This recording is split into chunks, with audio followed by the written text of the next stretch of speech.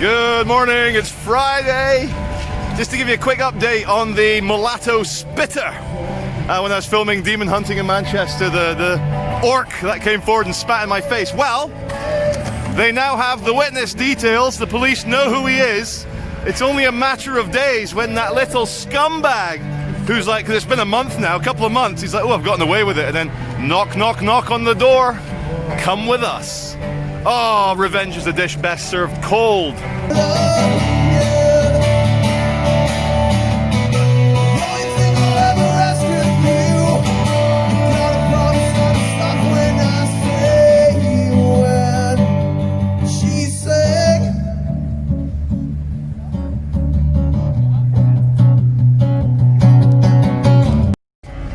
There's a mother with a baby in pram and a small child. Big argument going on about litter. What else, huh? This is the image that we give to the world of Manchester. It's a fucking junky dystopia where ordinary people are fined large amounts of money for dropping something. Hey world, Manchester's open for business. Oh, so you turn on the news when you go, you know, I used to read when I'd sit down and have a poo. Don't like to poo without something to read. Who else is like that? So I turned on the news and there's been a police officer shot dead. Doesn't happen very much in this country. This is not United States, not Brazil, it's not Mexico where it happens every 3 minutes. Never happens in the UK. Last time a police officer got killed was 8 years ago. So in South London, a place called Croydon, I assume it's a man, had been arrested.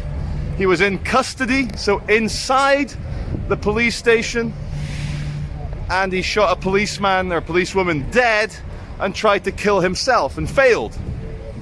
Now, are we going to see riots for the blue lives? Are we going to see people saying never again in support of this poor police officer killed for doing his or her job? No, you're not. You see the continuation of nihilism. In fact, it's nihilism personified. Once you've been arrested, to say you're suicidal, you're going to kill yourself. Why? Why kill some uniformed policeman or policewoman or detective? Why do that? Maybe now the police will start to take the low-level crackhead problem a bit more seriously. Because it's all connected, it's all one big nihilistic scale that will lead to atrocities like British police being shot dead inside police stations. This is like fucking Terminator 1. Doesn't happen in this country. Police have got to start taking the degeneracy of our culture, the degradation of our culture a bit more seriously. They have to. And now they will.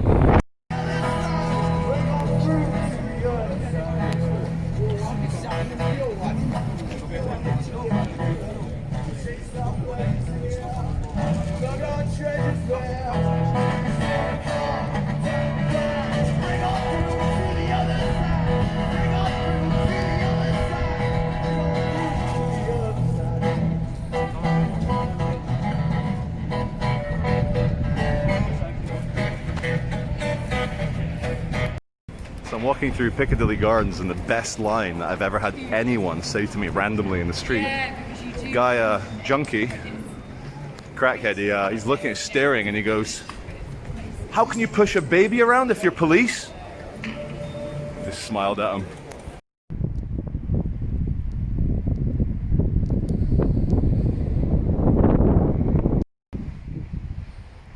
Hi everyone.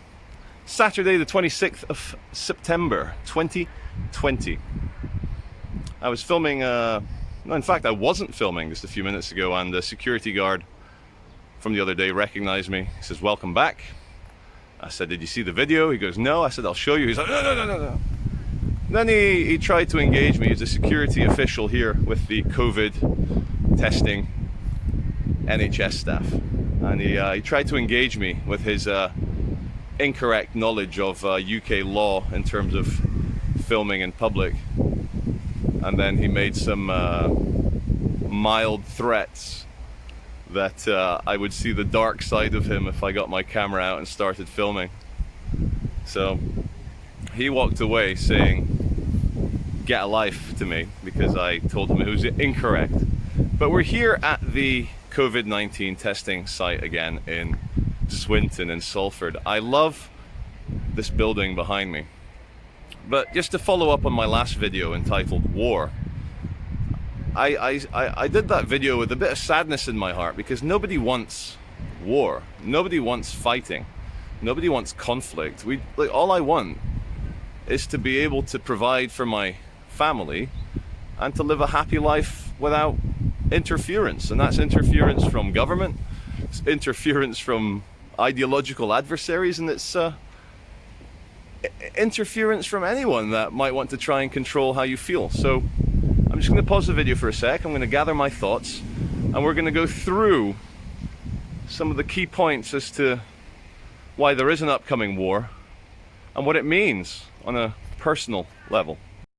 You've got here the NHS van full of kit, and I was filming, as you saw. I did a piece to camera over there. As I walked down these steps here, I got asked by the lady what I was filming, why I was filming it. I could sense by the tone of her voice there was an element of disapproval. So I asked her, "Are you being friendly or confrontational?" And then her face changed and she said, "Bye, bye, conversation's over." This is technically private property, you say? And what relevance does that have to me stood here? Okay, you'd have to call me sir, my name's Charlie. But you didn't know that. I'm Charlie, hi. How's the testing going today? You're welcome. Okay, today I am filming in a blue... Hi! What if you're wrong? What if you're wrong? Yes, what if you are wrong? Not being allowed to take pictures. Hello. Hi, just because you're coming up to me, I have to film this for my documentary. How are you doing? Yeah, you get documentary. My name's Charlie. Yeah, I know. No threat. YouTube channel. I know. You know, when they give us instructions, Yeah. the army gives us instructions, no one can take your pictures. Yeah, but that's like a guidance. It's not like a rule. I know. It's like the way my kids shouldn't run in a I am fine. busy street, you know. I'm fine with that. Yeah. But some people, they don't want to get their face on the YouTube channels and somewhere But they've all got their faces covered. Yeah, I know, but you know, it's very awkward for someone. I know, you're being friendly, I understand, you're trying to keep the peace, but because I must capture total coverage, All right. out of respect, I'm not going to film you anymore, you're a nice guy. Good man, yeah, you know, so, but I can imagine there's a lot of people that don't believe the virus is real. I'm not one of those people. I believe it's a real virus. Yeah. I'm just very interested in the whole, have you seen the film Contagion or Outbreak? Yeah, I know. This is happening in real life now, so we're all having a look. There's a lady there filming me now. Hello.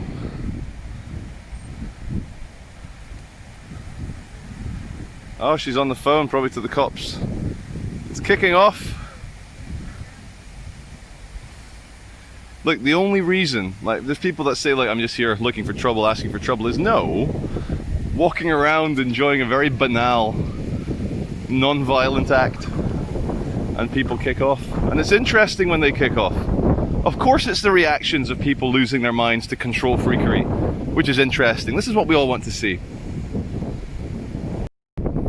Great Britain, absolutely obsessed with defending the photons.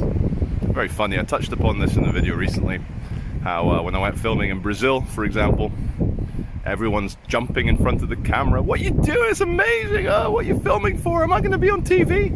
Whereas here, there's very much an implied hierarchy of authority in every single interaction.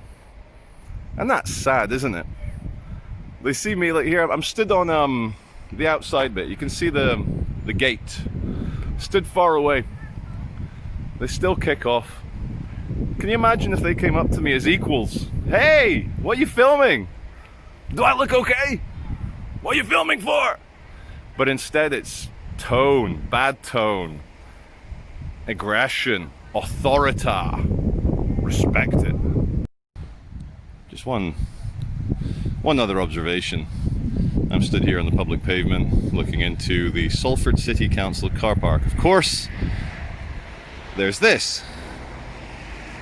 Straight out of a movie. Now, by putting this on a main road, this is the main connection through Salford between the A580 East Lancashire Highway and the M60 motorway that you get out, you go to the top of Top Road, Bolton Road, turn right onto the M60. Very public here. This has the effect of reminding the public that you're in a pandemic, because if you didn't watch TV or listen to the radio, you might start to think everything's okay. So this is a big public reminder that there is a pandemic on. Now think of that what you want. Okay, point one. You need to comply. You need to be communitarian, because it's not just for you, it's not just you as an individual, it's everyone as well. Woo! It's amazing, put a little bit of a healthcare stamp on it, a little pharmaceutical justification, and you can get away with all sorts of Soviet ideas, all sorts of commandments in the state religion. And it's amazing, it's the Kingdom of Fear, 9/11, and the Kingdom of Fear, it was a book title by Hunter S. Thompson before he swallowed the muzzle. Not the muzzle, the muzzle. Poor. Anyway, Kingdom of Fear, because everyone's scared, your general rationality goes out the window, and it's like war footing. It's like blitz. We're getting bombed. You can't decide what's right and wrong democratically in a blitz. You got to just stick to the military hierarchy. You got to do as you're told. Now look, I give a lot of leeway, is the right word, to the follies of the British government, and you can spread this out worldwide. It's very similar what the Brits are doing to France, Germany, America, India. It's all Corona panic. It all is, and you can understand. Here in the UK, I'll speak from the British angle because it's the one I live in. It's the one I'm most familiar with. The Conservative government, the Tory government, led by Boris Johnson, they certainly want to control the virus as much as possible because it is primarily killing off their main voting bloc. It's no surprise, it's no secret that the older you get, the more conservative you get. You harden, you stiffen, you become slightly more fearful, and you want to conserve things. You become a bit nostalgic, you become a bit, ooh, things are changing a bit too quickly. Maybe they are. So you become right-wing. Now, this virus, unfortunately, does kill people, but the people it kills are elderly mostly. Of course, it kills a few young people. It's always going to be outliers. But elderly people vote Tory. They vote for the Tories. So there is no conspiracy. I don't want to read on social media that, oh, it's eugenics. They're saving money by killing off the old. No. No. They're just trying to save lives. And when your control freakery can be catalyzed and accelerated by the moral loveliness of saving lives, then your descent into Soviet-style ideas is a lot easier. It's a lot more lubricated. That pill is, you swallow it. So for example, the whole justification for wearing face masks. I'm but you read the government websites, and here's the thing, knowledge and research can really mess with your mind. So you go to gov.uk, government.uk, and you go down to face mask regulations, and it says there in black and white, very clearly in nice simple English, it's guidance. If you feel you're exempt, you don't need to justify your exemption, you don't have to wear the mask, blah blah blah. So I read that and I said, okay, so there's two things going on here. There's the message for the masses to consume. Oh, a bit of apple. I'm eating my apple. It's coming back up. There's a message for the masses to consume, which is, oh my God, wear the mask, we're all going to die. And then there's another message for the people that bother to do the research and read it, which is, look, we're telling the masses to wear their masks so that everyone stays calm. It's like a pacifier. It's a dummy for a baby. You have a few suckles, you put your mask on, you see everyone else wearing the mask, you feel safe. You're camouflaged. You're one of the pack. You're one of the herd. Now look, we've had compulsory face masks in retail environments for a long time now, a good 6 weeks. and it didn't, well, I don't know, I mean, but there wasn't this, it's hard. I cannot analyze enough data. There's too much data. But I don't think face masks are doing any good. They're not doing any harm. You're just wearing a cloth in your face. The only harm is this slightly easy, the slippery slope starts to get a little, and then you can tumble down very quickly. When it's compulsory this, compulsory that, you can't get this without that. Then it starts to get a little bit Stasi. And because I could rant on, there could be 10 points, but I'll end on the second point. The second point is just classic fucking dignity, isn't it?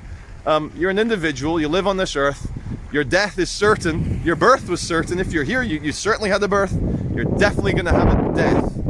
So the one thing that is uncertain is, will you have soul death? Will your human spirit be killed by just being demoralized and being forced to do things, and like not allowed to visit your elderly relatives, not allowed to have a big birthday party, not allowed to have a Christmas celebration? There's people like Asian families, like Hindus, Muslims, they have big weddings, big happy weddings with a minimum of 300 guests. Government's like, gotta do as we're told because we're doing this for your good. Now here's the thing, arbitrary control, I think it should exist in some circumstances. As a dad, I have arbitrary, full legal and physical control over my children. And thank God for that. Daddy, can I run out onto that motorway? No! And I can enforce it. Or like, you know, power of attorney. Legal control when someone goes senile, when they're elderly and their faculties are gone. To prevent them getting annihilated and scammed, their son, daughter, trusted person can become the power of attorney. So yes, there are justified total control situations. And it's out of love. Now maybe the government can convince me that everything they're doing, destroying the economy, and it's gone, is out of love. Maybe there is still hope. They could still try. They could still tell me, and I could listen. I could believe it if it was true. But ultimately, the big philosophical point at the end of the day is, there's only one thing that's certain, and that's death. You're gonna die. But between the cradle and the grave, as soon as you're a grown-up and an adult, then your life is your own. You can make your own choices to defend your grannies and your granddads. You can make your own choices in terms of hygiene. You can choose whether to take part in extreme sports like jet skiing, skydiving, base jumping, bungee jumping, things which will kill you, could kill you. You could be a motorbike rider. I got sent this video on WhatsApp. It's a perfectly chopped off penis. And oh my God, the video, the guy hits a gate and he slams his motorbike into the gate and it chops his penis off. He knew when he got on that motorbike, there's a higher chance of being badly hurt than there is just walking. So we all make our choices, guys. Whether to film in public, whether to wear a face mask, whether to visit your elderly parents or not, what to do with your own children, what you believe in, because ultimately it's between you and yourself, isn't it? Is the government your dad? Is the government your mum? Are you a 7-year-old wanting to run out on the road? No. You're a grown-up. Your life is your own. Do with it as you want to, as long as you're not directly hurting other people. And the people that say, oh, but, you know, in East Germany, capitalist, non-communist thoughts were considered a threat. And you'd be asked to report your neighbor if they had non-Stasi approved thoughts. And we're being asked to report our neighbor if they have a gathering of more than 6 people here in the UK. Some very strange things going on. I don't think I've expressed it as well as I can, but I'm a big believer in doing it live. So we've done it live. Thanks for watching. Have a great weekend.